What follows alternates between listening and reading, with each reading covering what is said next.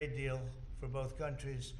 So I'm going to begin by just adding that we just concluded the rare earth deal with Ukraine. That's been fully ratified and approved by their legislative branches, and so we appreciate that, and I'll be speaking with the president in a little while, a little bit later, and we appreciate that. But the deal is all now signed up and ratified, and we have access to a massive amount of very, very high-quality rare earth. This morning, I'm thrilled to announce that we have reached a breakthrough trade deal with the United Kingdom, incredible country. Today is a victory day for World War II. We won the war together exactly 80 years ago, so there could be no more perfect morning to reach this historic agreement. And it's beautiful weather out, I will tell you that, Keir. Beautiful weather. It's so perfect outside. But it's really, in particular, the agreement with one of our closest and most cherished allies. And we're so happy that that's the way it worked out. I want to thank Prime Minister Starmer and his very talented team for their outstanding work and partnership.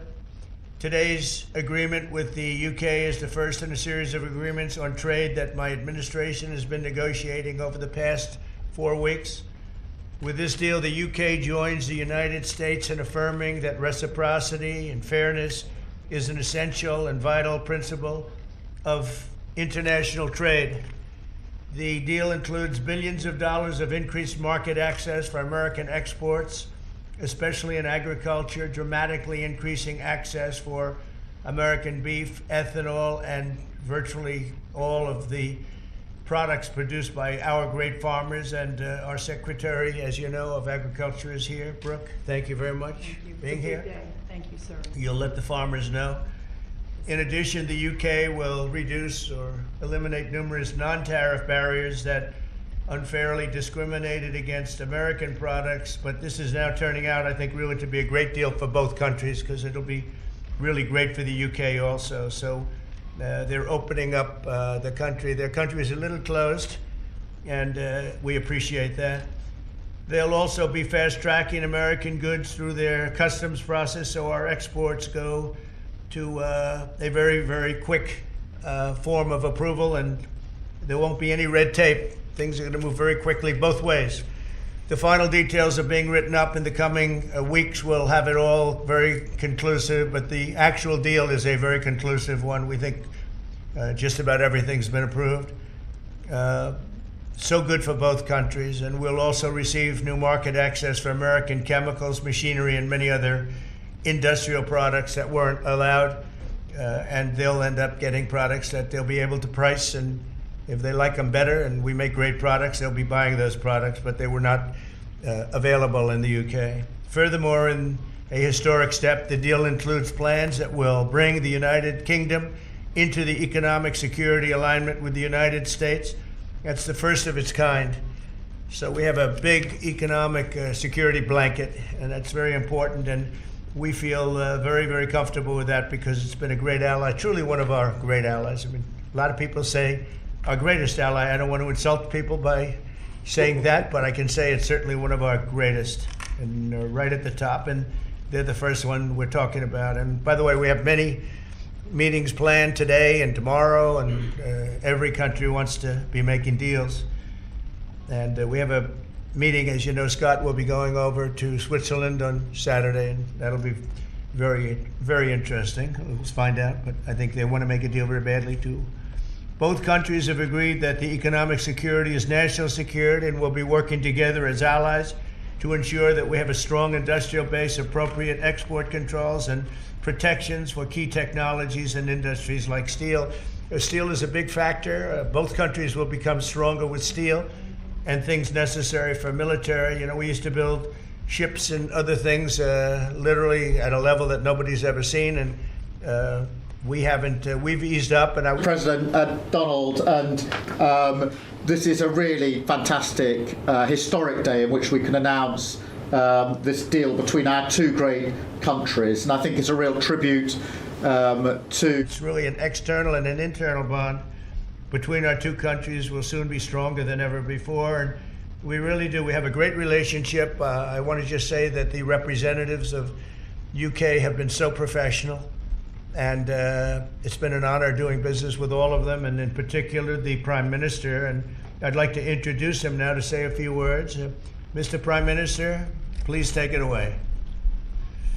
Thank you, Mr. President, Donald. And this is a really fantastic, historic day in which we can announce this deal between our two great countries. And I think it's a real tribute to the history that we have of working so closely together. Can I pay tribute, Donald, to your negotiating team as well, particularly yes. Howard and Jameson, who've done an incredible job, a very professional job, and my team as well. Two negotiating teams have worked at pace now for a number of weeks to bring in this deal today. Really important deal. This is going to boost trade between and across our countries. It's going to not only protect jobs but create jobs, opening market access. And as you say, Donald, the timing couldn't be more apt, because not only was it 80 years ago today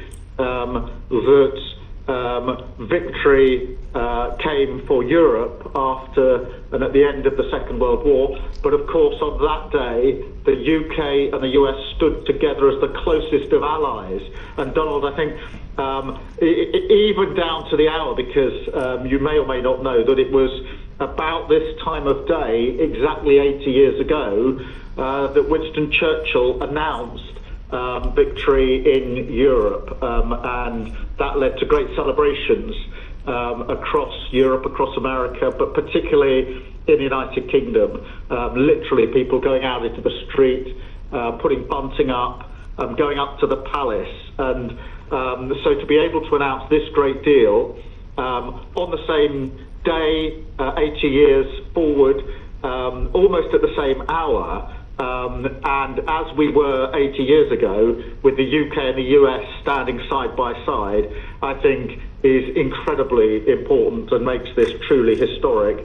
That close relationship has endured over those 80 years. As you know, Donald, when it comes to defence and security and intelligence sharing, of course, there are no two countries that are closer than our two countries. And now we take this into new and important territory by adding trade and the economy to the closeness of our relationship. It is built, as you say, on those notions of fairness and reciprocal arrangements. We've always had a fair and balanced arrangement between our countries. This builds on that, hugely important for sectors like car manufacturing and for steel and aluminium and so many others.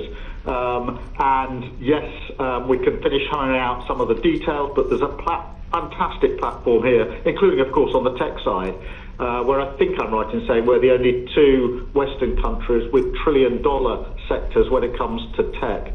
And in the end, it comes down to, as you say, Donald, economic security is national security. On national security, we've been absolutely the closest of allies for so many years, keeping the peace through that close alliance, that friendship. And now we add to that this deal on trade and the economy. And I want to thank you for your leadership on that, Donald, and for the way in which your team have negotiated this. And I'm so pleased that we've got this deal, we've finalised it, and we've built an incredible platform for the future. So thank you so much. Donald, I'm now going to go and do a press conference. I think you have your press in with you, but on the details, I think if you've got Howard, we can deal with that through one of my team. That's great. Well, Mr. Prime Minister, thank you very much. It's an honor. We're going to have a continued, maybe a better relationship than ever before. You know, I don't know if the media knows, but the US and UK have been working for years to try and make a deal. And it never quite got there. Yeah. It did with this Prime Minister. So I want to just congratulate you. Well, with this President, this Prime Minister, we've managed to achieve what many people have tried to achieve for many years. That's right. And I'm really pleased. And it feels completely historic and on a special 80-year anniversary as well. So, Donald, thank you so much. It's really good to have got this deal over the line. Tribute to both teams, tribute to our countries, and tribute to your leadership. Thank you. Well, it really is a great thing. And you go do your press conference, and I'll see you soon. Maybe speak to you later. But thank you very much. An incredible thing. I can't tell you that for so many years, even as I sat, everybody talked and talked and talked about a deal with, it just seemed like a natural deal, but it was not done, but now it was done with us. So I feel very proud to have been a part of it. Keir, thank you very much. Thanks, Donald, and we'll speak again soon. Very good. So long. Bye.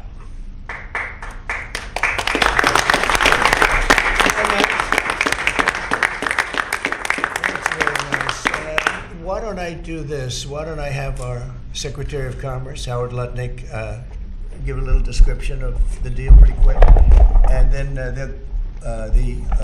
the good side, the very nice side, we'll be speaking about it also, maybe, from so you get a pretty equal. I think it's a very, it's just been a deal that was, we thought, very complicated. It became very simple. It's opening up the country that we really didn't have the kind of access to that I would have thought. I was surprised. I think it's why the deal never got done before. It was, you know, they've been working on this deal for 25 years. And we got it done, and we got it done. Really, it's going to be great for both countries. So, Howard, if you could go, and then somebody else, you may have, you'll pick whoever you want who'd like to do it. I have a feeling you're going to do it, right? So you guys go ahead, and then we'll take questions right after that. But I think you'll get a pretty good understanding of how big it is. It's a very large deal, very big deal. And Howard, go ahead. So the UK is the 6th largest economy in the world and the 4th largest that we export to, right? So it's a huge market, a top 10 market. If you remember Liberation Day, they were at 10% because we have balanced trade with the UK, right? They say they have a surplus, but of course that counts gold bullion, which is, so let's just call it balanced trade. So how do you open up a market in balanced trade? People think it's impossible. They've always thought it was impossible until President Trump came on the scene and changed the way things work. So here's what we've got. We've opened up new market access, ethanol, beef, machinery, all the agricultural products. They've agreed to open their markets, and that will add $5 billion of opportunity to American exporters. So the question is, why would they do that now? Because they've never done it before, and we still have our 10% tariff on, which will produce $6 billion of revenue for the United States. So the idea was, how do they keep their jobs, protect their economy, and do the best for their people while opening the market for us? And the way is they studied it, their team was exceptional, and they tried to figure out the markets that they're importing from other people and try to send them over to America. So why were they always favoring others and not us? And what they've done is they've found the ways to do that so that we have new access, right? But the UK workers are protected, and that was the balance. So we did a deal with them in automobiles, and you know, if you're not building here, we charge you a 25% tariff. But the president, and by the way, I want to make this clear, while Jameson and I worked hard, this was the president's deal, and people think, oh, that's not the way it works. If you got to sit next to him, I have the best deal maker to my left, and if you don't think that we take advantage of him calling the prime minister and getting that deal done, you don't understand who's the president of the United States. So he's the closer. He gets deals done that we could never get done because he understands business, he understands deals, and that's why we're here today. So he agreed they could send 100,000 cars into America and only pay a 10% tariff. And that protects their car industry. And remember, we do 16 million cars a year. So this is only like 0.6%. But for the UK auto people, this is tens of thousands of jobs that the president agreed that he would protect for them. So he made that deal, right? Then steel and aluminum. Right? Their steel business has been destroyed like everybody else has been destroyed by people dumping steel into their markets. And British Steel had announced it was closing down. So the British government, as part of this deal, nationalized British Steel, and they're going to match the kinds of models we do. They'll put tariffs on, they'll put quotas on. They want to do it with America so they can be part of the resurgence of steel and aluminum in America, and that saves them, again, thousands and thousands of jobs. So if you go step by step, aero and commercial planes, they sell Rolls-Royce engines to Boeing. We've agreed to let Rolls-Royce engines and those kind of plane parts to come over tariff-free. And what you're going to hear today is there's going to be an announcement at the UK that they are buying $10 billion worth of Boeing planes later today, but I'm going to let the name of the airline announce it because that's theirs to do. But part of this deal was always to do it together and to do it strong, and you can see the numbers on this board. Everything about this board works exceptionally well for the United States of America. It lays out the plan that you can work with us in autos, you can work with us with aero and commercial, you can work with us in pharmaceuticals if you have a supply chain that is secure and protected in national security. So we feel really good about the deal. You've heard the Prime Minister, he feels really good about the deal, right? And we started at 10% and we ended at 10%. And the market for America is better. And this is a perfect example of why Donald Trump produced Liberation Day. People don't understand. He gets things done in a matter of time. This would have taken Jameson and I 3 years, maybe. And instead, we got it done in 45 days, certainly, because we work for Donald Trump. So Jameson, my partner in all this, maybe Jameson, you'd like to talk a little, and then we'll turn it over to the UK. Sure, happy to do that. Everyone has great remarks. I just have to echo the President and the Prime Minister when we talk about VE Day. This is something we've been waiting for decades, and there is no more appropriate date to do this. And when we step back and we look back a few weeks from now or months from now or years from now, we're going to look back at this day and better appreciate the significance, I think. And I'll just say as well, in terms of negotiating, I mean, the UK negotiators, you know, we've got one right here, did an incredible job, right? This is why you win wars, right? When you act like this. And the ambassador, he knows more about trade than a lot of us here, based on his background. And I would say on this deal, Mr. President, what we've shown is that it is time to change the way we do trade.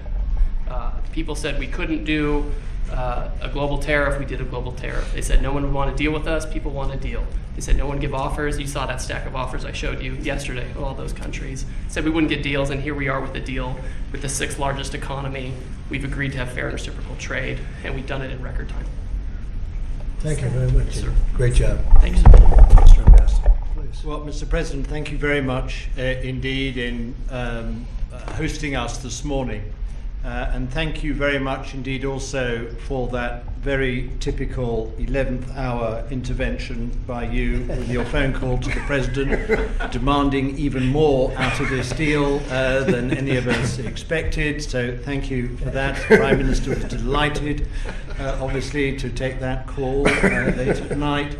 But you took it to another level, and I think the point I would make is twofold. One is that if we're going to rebalance and rebuild international trade in a way that serves all our interests, then we're better doing that together than separately and apart, and that's what we're on a mission to do.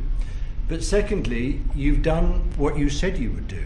You said to the Prime Minister when he came and we visited in the Oval, that you would do a good trade deal with the United Kingdom, that you would do it at pace, and that we would be first. And you have delivered that. You know, you've been true to your word. So thank you very much indeed for that. For us, it's not the end. It's the end just of the beginning. I mean, there is yet more we can do in reducing tariffs and trade barriers so as to open up our markets to each other even more than we're agreeing to do today. But it also provides us with the platform, the springboard, to do what I think will be even more valuable for both our countries in the future, and that's creating a technology partnership between the United States and the United Kingdom, so that we can harness science and technology in order to create future industries and future jobs, and to do that together in the way we work so closely already in the national security and defense area. We can just take that to yet further areas of science, enterprise and endeavour. So we're looking forward to doing that in the coming months. You've launched us extremely well today.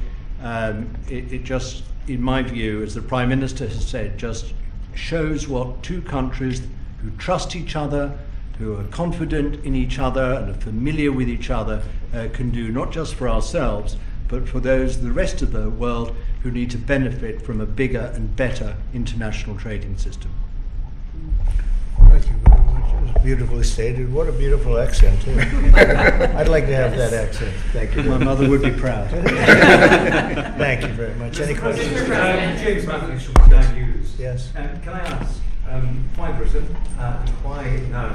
And you've described this deal as a full and comprehensive deal, and yet we've just heard from Mr. Matthews and it's the end of the beginning. Clearly, there's much more work still to do. With respect, are you overstating the reach and significance of this deal because you're a president who needs a result at a difficult time? I think that it's a great deal for both parties. It's for us. We're opened up. I didn't know how closed it was. Quite closed, the market, as you know, the UK, and it opens up a tremendous market for us, and it works out very well, and a lot of assets. You see the chart, and those are tremendous assets. But we've been trying, and when you say why us, meaning your country, we've been trying for years, and they've been trying for years to make a deal, including when I was in the, first term. It would always be people talking, but they weren't getting it done. But for 25 years before that, they were trying always to make a deal, a very significant deal. I actually, until I looked at the numbers, I didn't realize this is a very conclusive deal, but we think we can grow it even from that. But this is a maxed out deal, not like you said it. You said it really incorrectly. This is a maxed out deal that we're going to make bigger, and we make it bigger through growth. But we have tremendous assets involved. I was surprised to see how big your country is in trade, actually. One of the biggest in technology and so many other things. It's agriculture. I really didn't know. It's depending on your definition, it's from 4 to 5 to 6. That's pretty big in the world. So I was very impressed by that. But we're going to take it to new levels.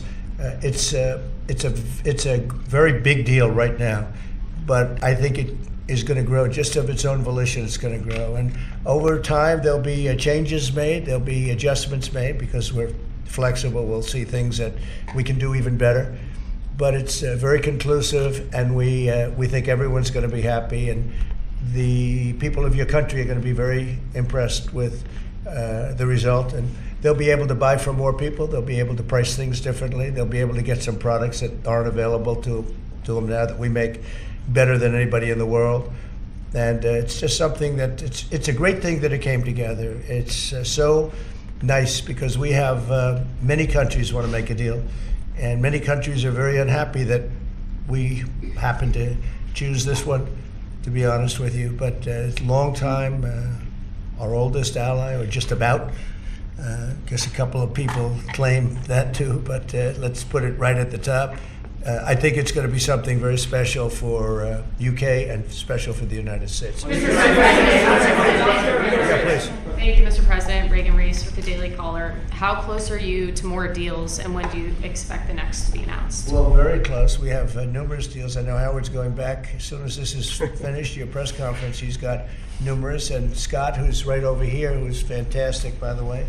You were great on television this morning. I watched you. That was you gave them a little lesson in the world and economics. But Scott's going to be going to Switzerland, meeting with China, and they very much want to make a deal. We can all play games. Who made the first call? Who didn't make it doesn't matter. It only matters what happens in that room. But I will tell you that China very much wants to make a deal. We'll see how that works out. Every country throughout the last 40, 50 years has literally ripped off the United States on trade, on military, on protection, on all the different things. And we are now making fair deals. And in this case, it's great because we really weren't very much involved. You have the European Union, which is, I think you made the right decision years ago. I don't know if you remember, I was opening up Turnberry the day that you were voting, and they asked me, would it happen or would it not happen? I said, no, I think they're going to go their own separate way. I think it's better for them, and they did. I think it's going to end up being a very smart decision, but a big part of that decision was always that you'd be able to make a deal with the United States, and they were unable to do that, but now they made it, and it's a tremendous, it's very important. That was always a big part of your decision on Brexit. And they were never able to make that deal. It was, it was a tough one. And this one was, it's amazing with time. This one just went very smoothly, went quickly and smoothly. And a lot of common sense, as I like to say. It's tremendous common sense, but it's going to make your country much bigger in terms of trade, and it's going to make our country much bigger in terms of trade too. Yes, Thank you for that. behind you. Okay. Tom Bateman at the BBC. Thank you, Mr. President. You mentioned meat. You're with who? The BBC. Oh, good. Very nice. They treat me beautifully. You mentioned meat and beef exports. The UK currently doesn't accept American beef because of its own food standards. Are you calling on the UK to accept all American beef and chicken products? Well, I think they'll take what they want. We have plenty of it. We have every type. We have every classification you can have. As you know, Bobby Kennedy is doing a tremendous job, and he's, I think, probably heading toward your system with no chemical, no this, no that. I mean, I think we're heading that way. It seems to be, and but we have that also. So we're a very big country. We have a lot of beef. We're a very big country, so it'll be great. Yes, yes. Do you want me to jump in? Yes. Let's talk about American beef really quickly, and it can't be understated. I'm Brooke Rollins, by the way. How important this deal is and what this means to American farmers and ranchers. Specific to the beef, this is going to exponentially increase our beef exports. And to be very clear, American beef is the safest, the best quality, and the crown jewel of American agriculture for the world. So I think a really important part of this deal isn't just the ethanol reducing of tariffs from 19 to 0, which for our row croppers is a huge deal, but also for beef. And as we move forward, I know our incredible trade team is looking at all of the meats, all of the produce, really all of our agriculture exports. And I don't know if there's an industry that has been treated more unfairly and has suffered more than our agriculture industry. So we look forward to, I'll be in the UK on Monday, talking to my counterpart over there for next week, and look forward to moving that out across the country. The president is I think we could say that we have the best in the world, best tractors, the best everything in the world, and they say that our agriculture is, second to none. You understand, and it'll be a great asset. People are going to be able to have options, choice, and they'll have more of it. And that usually means lower prices. How about we'll do you and then you? Go ahead. Follow-up question for the Italian TV, Daniele Compatangelo, LA7, TV 2000, Primetime Media. So congratulations for the deal. We'll see a big revenues from the chart. But what's the rest of Europe? It's a victory day, but other European countries, it seems like they're losing the train. We intended to make a deal with Europe. We have found that the European Union treated us extremely unfairly, very difficult, and hurt themselves in doing so. And they very much want to make a deal. We'll be dealing with them. We are dealing with them currently. So that'll cover pretty much the rest of it. But this was separate because of Brexit in particular. This was a separate deal. It always seems so natural. I mean, all the media would say that this seemed to be like, why did this happen 25 years? Why didn't it happen a long time ago? And it was always amazing to me. Somebody would say, hey, we got to make a deal. We have to make a deal. But this deal just fell into place. The Prime Minister did a fantastic job. His representatives are total professionals, and they got along well, and it just seemed to work. And I think one of the reasons it did is because we blew up the whole system. If we would have just been dealing with you separately or, country by country, and we blew up the whole system. It was very fair to very unfair to the United States. And I think because of that, this worked out so nicely. And I'm honored that it was the first deal. Please. Sir, you mentioned... Well, why don't you go in the back, yes? Oh, thanks, sir.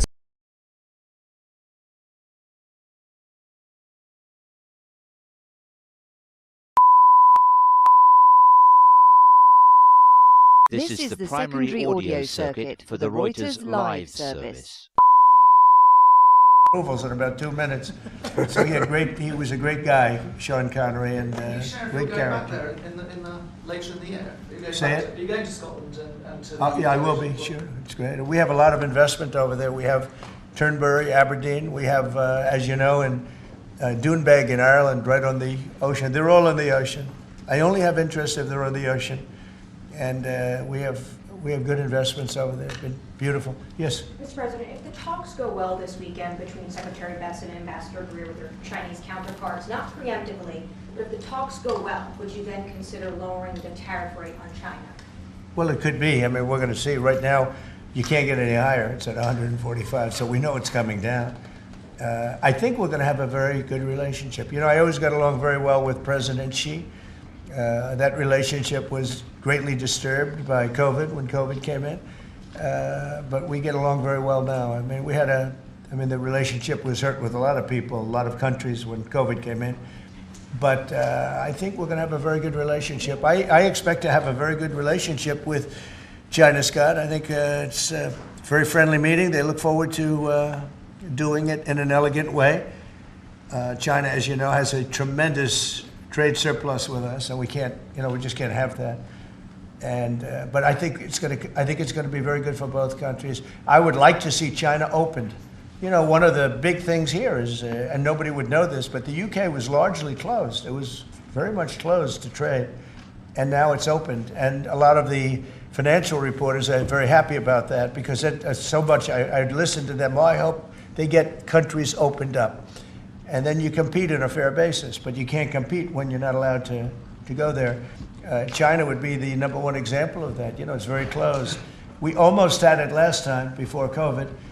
And that didn't work out. But we made a great deal with China. They had to buy $50 billion worth of our food products. And it was a great deal, doing very well for our farmers. And then when Biden came in, as usual, nothing happened. You know, he didn't enforce it. And it got less. And ultimately, you know, destroyed a great deal. That was a great deal. But no, I think that we're going to have a good weekend with China. I think they have a lot to gain. I do think they have far more to gain than we do in a sense. But we're going to have a very, very good weekend. Will you speak to Xi after the weekend talks? I might, yeah, sure, depending on what Scott says. We Scott is doing certain countries and Howard's doing certain countries. I mean, I wish I had like 10 more of each. Then we could do them all at one time. But there will be a time, we'll do a number of them. And then there'll be a time, I think I can say this, Scott and Howard, where we're just going to say, because we understand the countries, we understand what they want, where we're just going to make the deal. In other words, we don't need the country involvement because we've already had it. And we'll say this particular country, which had big surpluses, let's say, we had therefore deficits, that this particular country is going to pay a 25% tariff or a 30% or a 50% or 10%. Or whatever it may be. I think we should explain it now, Howard. One of the things we did here that we'll rarely do is on cars, we took it from 25 to 10 on Rolls-Royce because Rolls-Royce is not going to be built here. I wouldn't even ask them to do that. You know, it's a very special car. And it's a very limited number, too. It's not, you know, one of the monster car companies that makes millions of cars. They make a very small number of cars that are super luxury, and that includes Bentley and Jaguar. So we have some very special cars. So in order to help that industry, and that's really, you know, handmade stuff, and they've been doing it for a long time in the same location. And I said, yeah, that would be good. Let's help them out with that one. But that's different than a car company that comes out and makes millions of cars, which they'll be doing in our country. They're going to build, we have many factories, car plants being built or going to be built very soon. I think we can say that we'll be close to $10 trillion of investment. I think we're actually at that number now if you add up some of the ones we haven't heard about yet. I mean, we have some going up right now. They have plants going up and they haven't even spoken to us. They're doing it because of the tariffs. And tariffs have always been used against us, and I never understood. I used to sit back.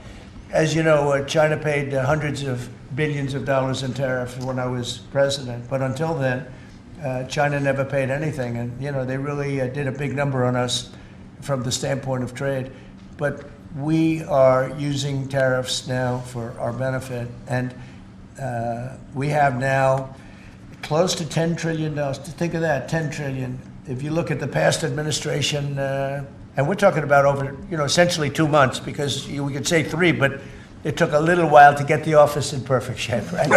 It took a little while to get things done.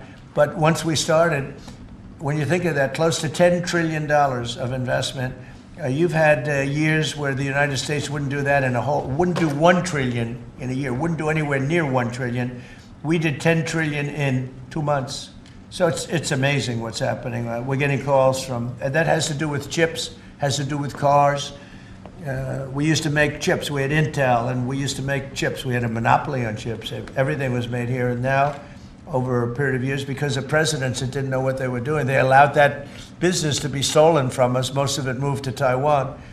And you probably were in the same position, right? Because you had a lot of the chip-making capacity, but they moved it in. And if we would have said, that's fine, if you want to move it to Taiwan, that's good.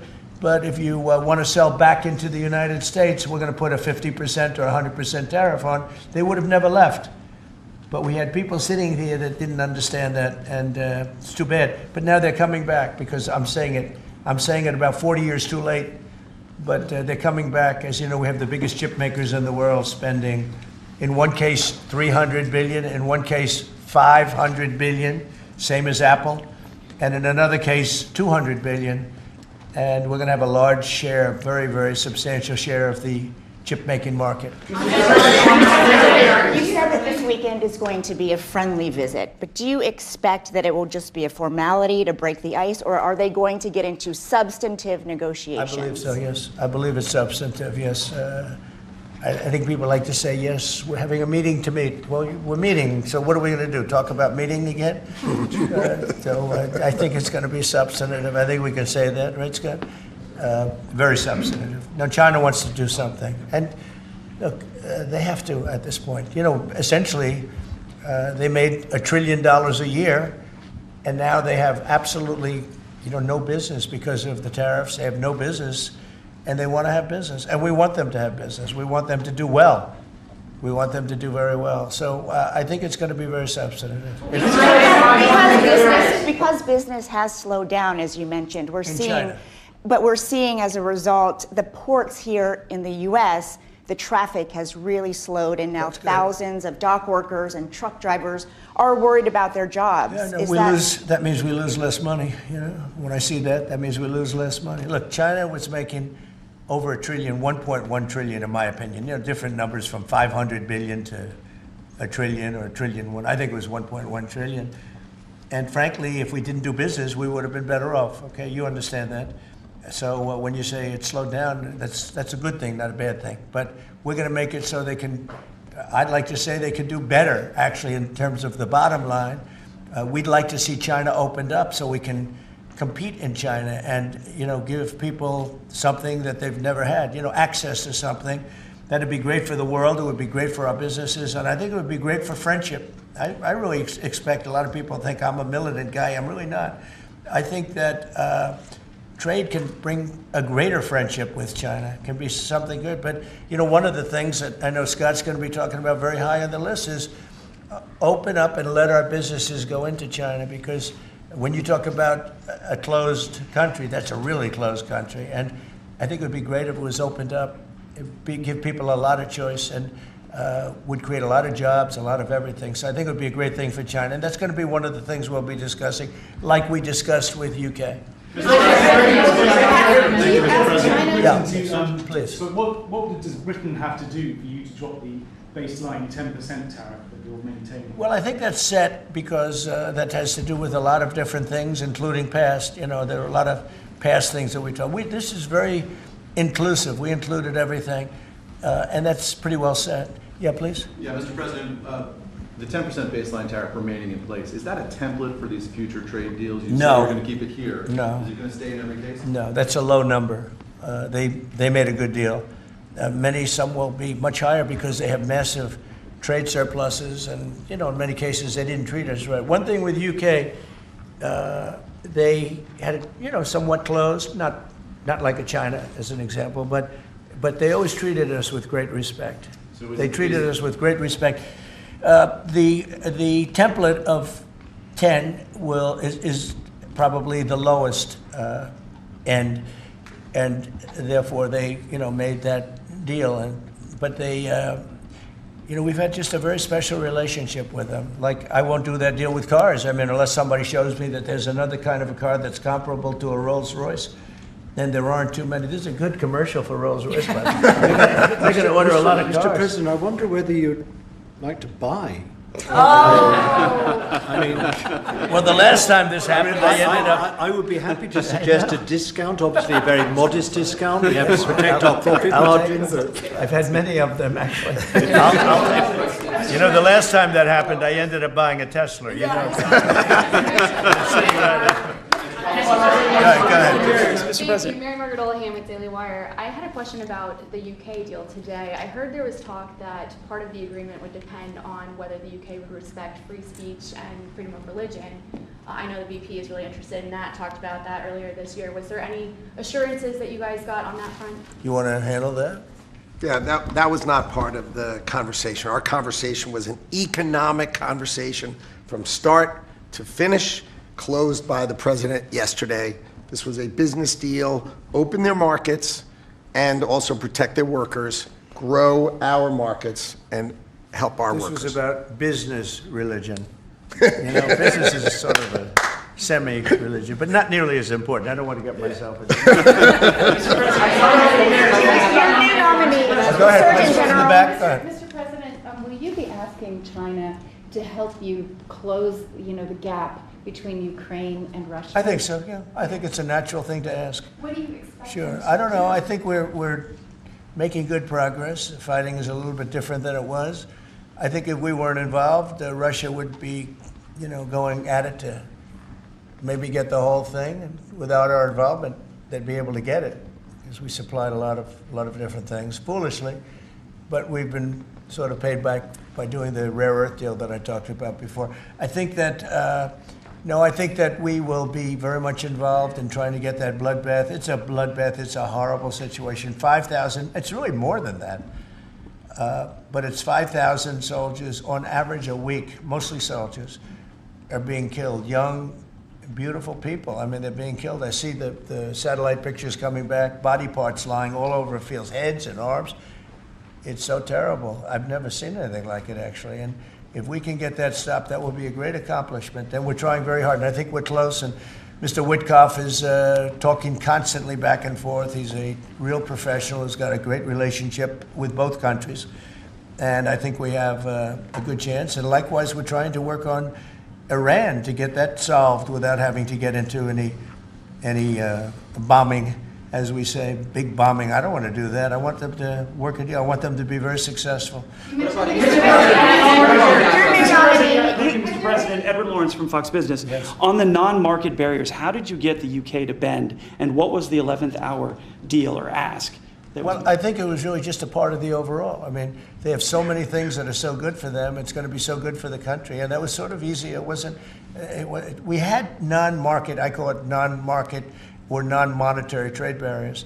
And we had quite a few of them, not nearly as bad as some countries. Some countries have, they have virtually no tariff, but the rest of it is so brutal you can't do business with them, right? So it's a very important question, actually.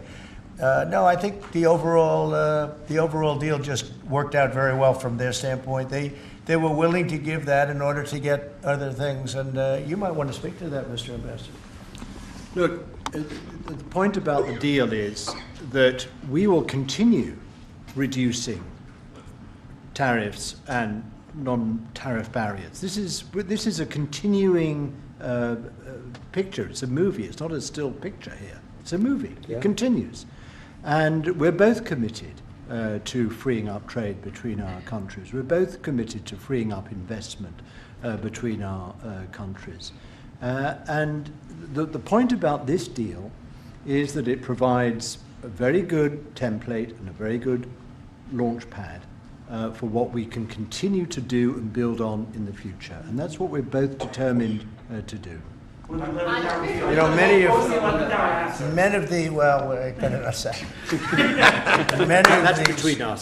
the we'll keep it confidential. Yeah, how about just one more little thing, right? It got the deal closed, and it was handled very well from the other side too. But many of these things that we're talking about, we've been talking about this for 25 years. It's hard to explain when, if you weren't sitting behind this beautiful Resolute desk, you just wouldn't get it. I have been hearing about making a deal with UK for 25 years. And especially around the time of Brexit. They wanted to make a deal, so they came out of Brexit and they make a deal, and how natural. And it just couldn't be done. It couldn't be done. Good people. And this is a bigger deal. This is a much bigger, better, stronger deal for both of us than we ever even contemplated before. It's a big deal. Virtually everyone said that it would end in failure, it would end in tears, and it's ended in exactly the opposite. Yeah. But, Mr. President, can I say that that is due to Secretary Lutnick and Ambassador Greer, have been absolutely fantastic. But Right. yesterday I received a call, a very diplomatic call that just edged things over the line, and that was from your new ambassador in the United Kingdom. Who is terrific. Right? Warren Stevens, he's here. Where is Warren? Right here. Hello, Warren. He's flying to London tomorrow night. He's going to be very popular with the British people. He's going to be a very successful ambassador. Under nominee. And? Were you disappointed? And? He's got plenty of cash. That guy's plenty of cash. We need some more peace. Yeah, go ahead. Are you planning to meet Ursula von der Leyen? You're going to go ahead, fast. Yes, are you planning to meet Ursula von der Leyen, the president or the European Council anytime soon? Oh, she's so fantastic, right? She's so fantastic. I hope we're going to meet. Yeah, the answer is yes. I saw her a few days ago. And I think that we'll definitely meet, yeah. The European Union is a big thing. They want to make a deal very badly. You know, everybody wants to make a deal. Look, everybody wants to make a deal with the United States, and we're doing that, and we're going to make fair deals. I'm just honored that this was the first one. Go ahead, please. The Federal Reserve Chairman, Mr. President, says that you would have to call him for a meeting. Do you plan to meet with him? I could and what call do him you think for about a meeting, but it's like talking to a wall. He should be. What do you think about not cutting? The Bank of England cut today. Well, the Bank of England cut, China cut, everybody's cutting but him. It's I don't know. We'll see what happens. It's a shame. I call him Too Late, Too Late Powell. That's his nickname, and it's a shame. It's ridiculous. So a meeting, he's always too late. But in this case, it's not going to matter that much because our country is so strong. We're so powerful in terms of economic strength and what we've done. And I'll tell you what, if we didn't have our first term, you wouldn't be. We created things in the first term. We cut more regulations than any president in history. We cut the taxes more than anybody in history. And a very big factor is going to be the tax bill that we have right now, the one big beautiful bill, as we call it, which is all-encompassing, the biggest tax cuts ever in history, bigger than even the first time. And the incentives, even great for the UK, because it'll make us so strong that we're going to be doing more business with you. It's a very important element for taxes, for every aspect, regulation cuts. That bill is, I believe it's the biggest bill of its kind ever in the history of this country. And Speaker Johnson and Leader Thune have done an incredible job. I mean, I'll let you know we have to get a vote, but we have a lot of support for that bill.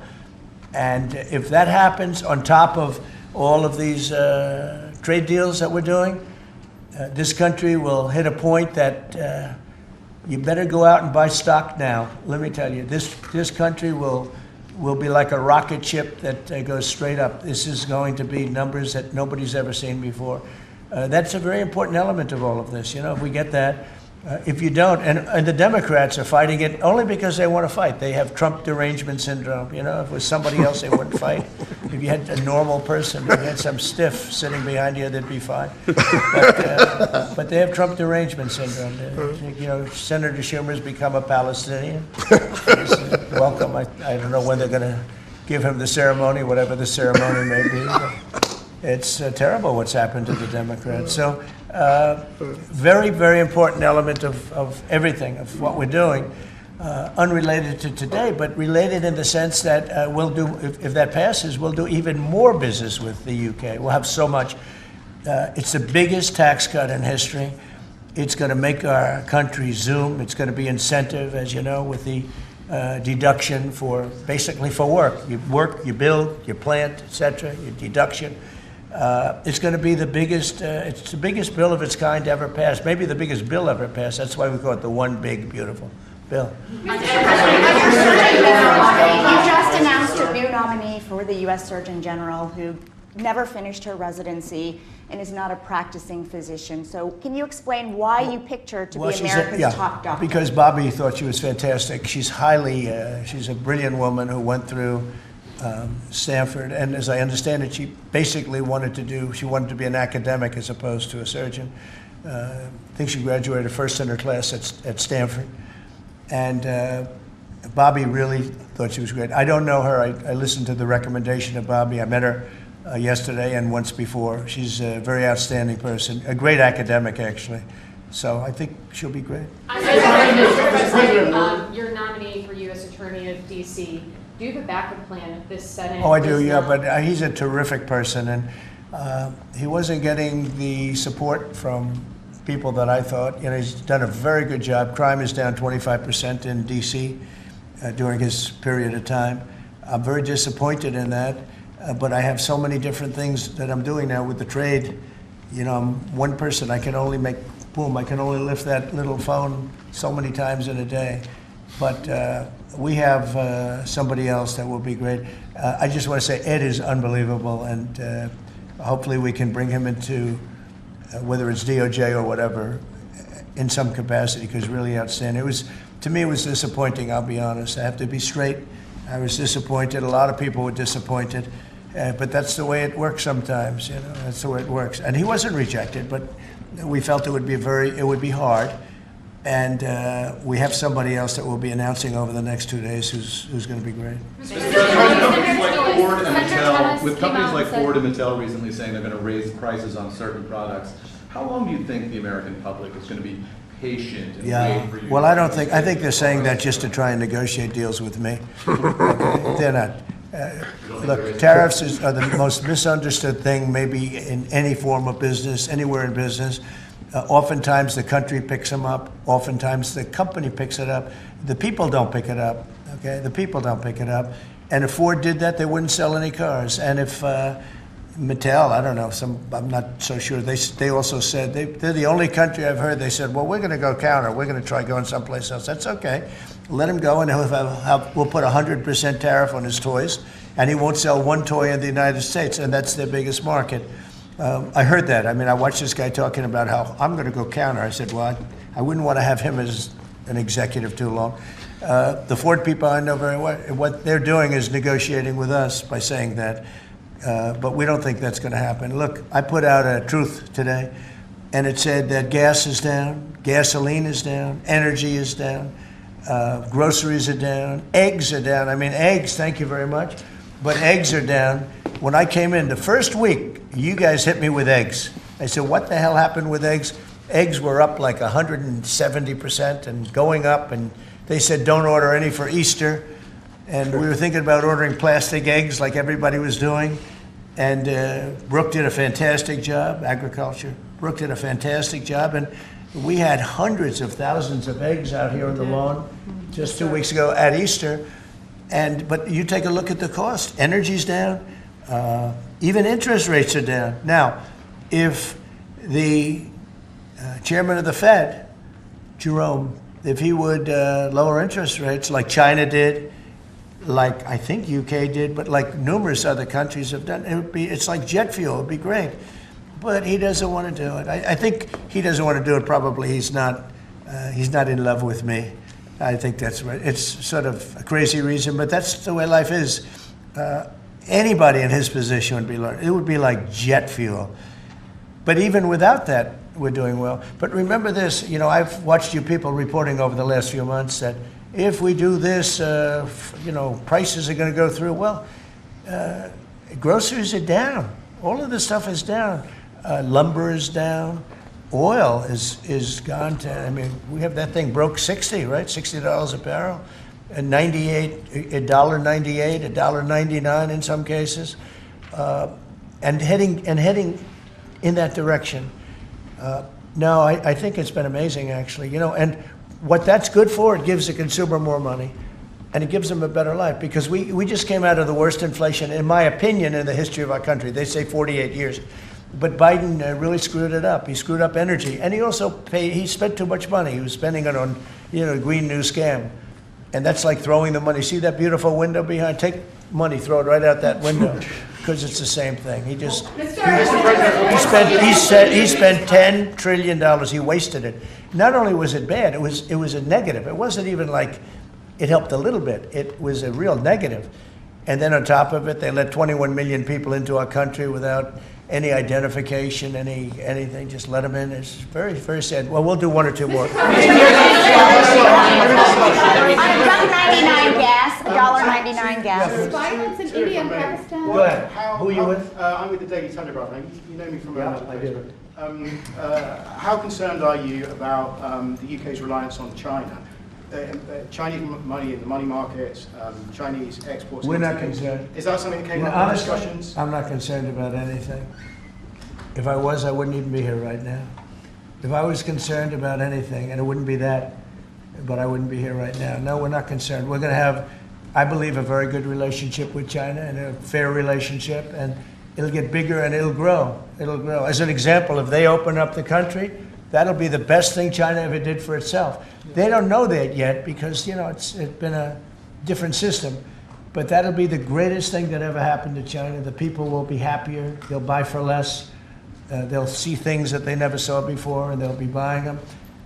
And it'll really create great long-term peace.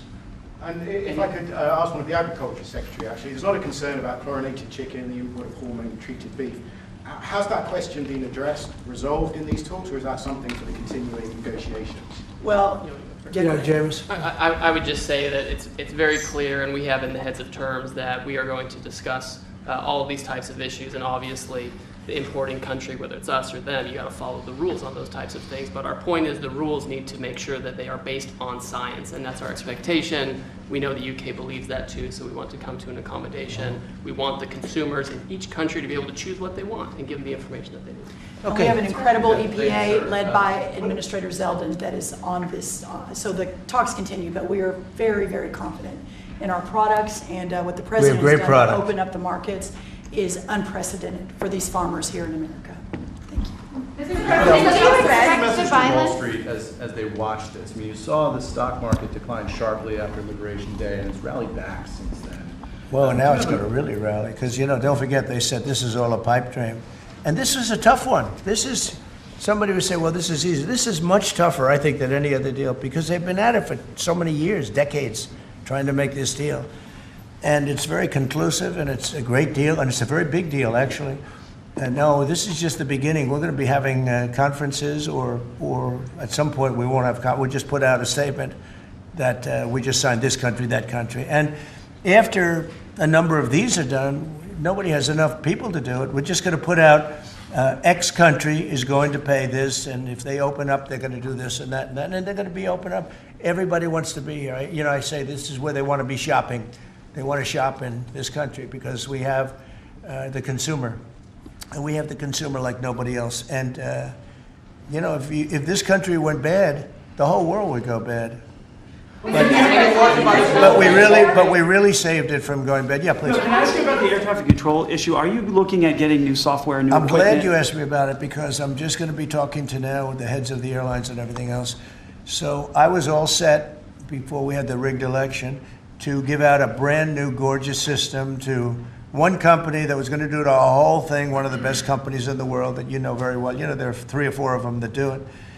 And when they took over, Buttigieg, who has no clue, he drives to work on his bicycle with his, in all fairness, with his husband on the back, which is a nice, loving relationship. But he didn't have a clue. This guy didn't have a clue. And he's actually a contender for president. Between him and Crockett, you can have that party. But he didn't know what he was doing. And he took what they call dry systems where you have wires in the earth, buried in the earth or whatever. And then you have the open air systems where you have satellites, and you can't mesh them. Anybody would know that if you went through about 2 months of study in school. if you study that kind of thing. And he did. They spent tens of billions of dollars trying to take old, broken equipment and merging it into existing new equipment with brand new equipment. It's one of the greatest. They spent like $40 billion. And what they did is they made it worse because it doesn't work together. You can't make it work together. If you have a satellite system, you need satellite. If you don't, they had all these different technologies, some of them 50 years old, and they're trying to mesh them in. And they end up spending twice the money they should have. You could have bought a whole new system. So we have a very good guy who you all know, Sean Duffy, is head of transportation. And I've given him a 10-minute lesson in buying, and he's become really good. And we are now in the market to buy a gorgeous, brand new system.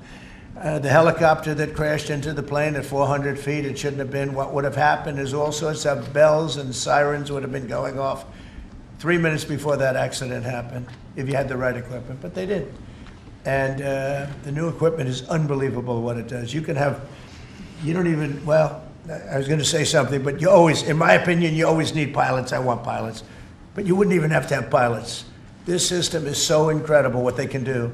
But we have a system that's obsolete. And what they did is the worst. They tried to combine the really old, broken stuff with the new stuff. And you can't combine it. And anybody should have known.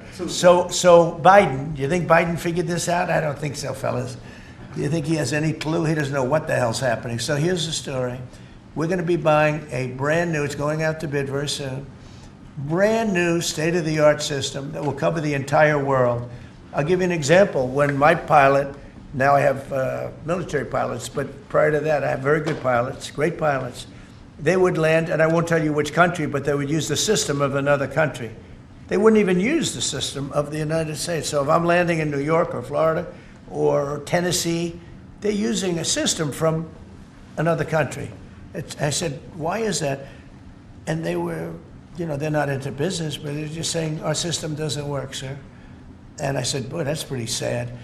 But we were all set to give it out to, you know, look, you have a Raytheon and you have different companies like that, numerous companies. And you have companies that would do it, like an IBM, as an example. And you give out one deal, one contract. They gave out hundreds of contractors. They had diggers. They had non-diggers. They had people that focused on satellites. They had hundreds of different contracts. One contract where one guy is controlling everything. If you need a trench, then they dig a trench. But if you don't dig the trench, they don't blame you. What happens is you don't dig it, then they say we want a cost overrun. Now, we have it all set, and we're going to be doing it. We would have done it, except that the election took a little strange turn. But the second one didn't. That was too big to rig. Thank you very much, everybody. Thank you, guys. Thank you. Thank you. Thank you, everybody. Please keep moving. That was a news conference from Donald Trump on what he's calling victory. Good to see you. 妈妈是我的心肝宝贝，她值得最好的。想帮助睡眠，促进排便，我为妈妈选太阳星全效克菲尔益生菌。知道妈妈总舍不得买给自己，我来买。希望妈妈睡得香，假巴黎。现在就上快点购母亲节太阳星全效克菲尔益生菌宠爱妈咪超值专区，享各项健康好礼最高3重送，满5000加送520元购物金。透过中天新闻网 App 下单或输入 CTI 推荐码，每单再减50元哦。